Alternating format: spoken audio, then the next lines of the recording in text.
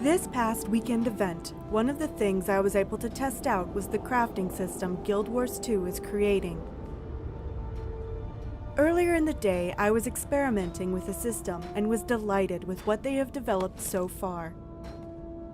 Right now, what you are seeing is the Leatherworking Stations panel where all my leatherworking will be taking place.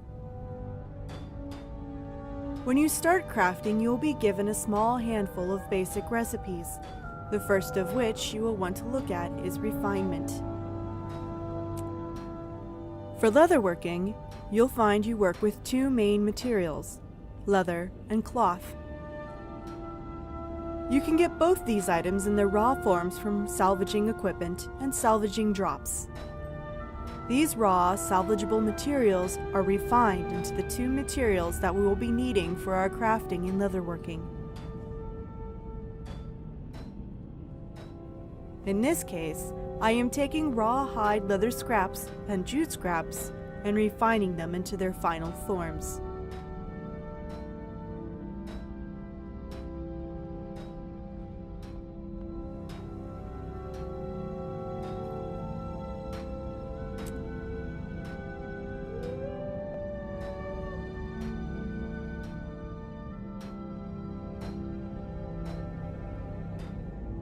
After you have your refined crafting materials, you will next want to create the insignia, in the case of leatherworking, using jute and trophies, rare crafting materials that are dropped from various mobs in the world. There are a variety of insignia that you can create, each type giving a specific stat.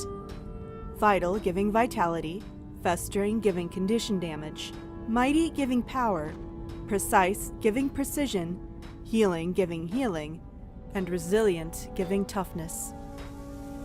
Additionally, it seems about every several levels in a craft, you learn a new insignia or inscription, each requiring more trophies and materials.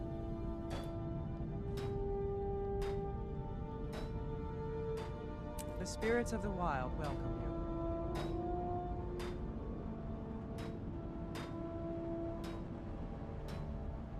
Our next phase in crafting is making the crafting components.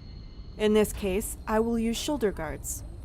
Note that most crafting components come in pairs with similar names. Having created the available parts for my shoulder guards, I will now move into the final phase of crafting, discovery. In the case of creating armor, I will want one insignia and the parts I made for my shoulder guards.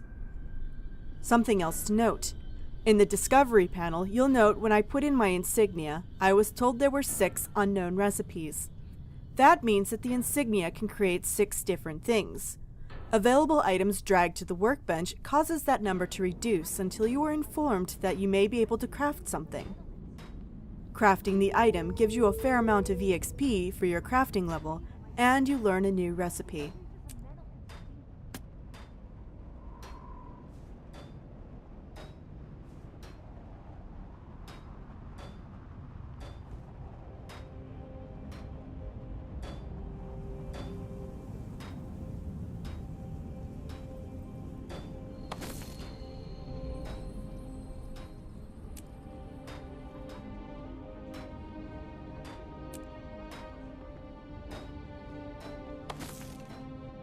I pray to the spirits of the wild, but they rarely answer.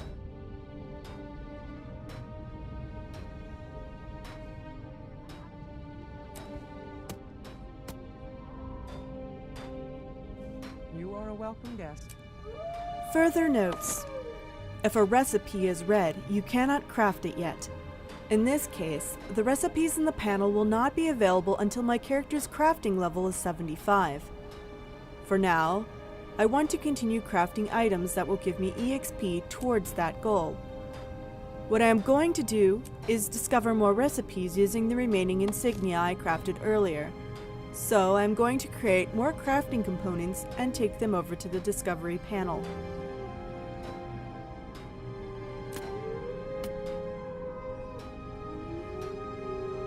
Something I've not discussed is that some crafting materials will only be available through vendors. In this case, I am finding my recipe calls for more jute thread, which I ran out of. Because I am still crafting at a lower level, the crafting material I want is not as expensive. However, it seems the higher the level, the more expensive the material.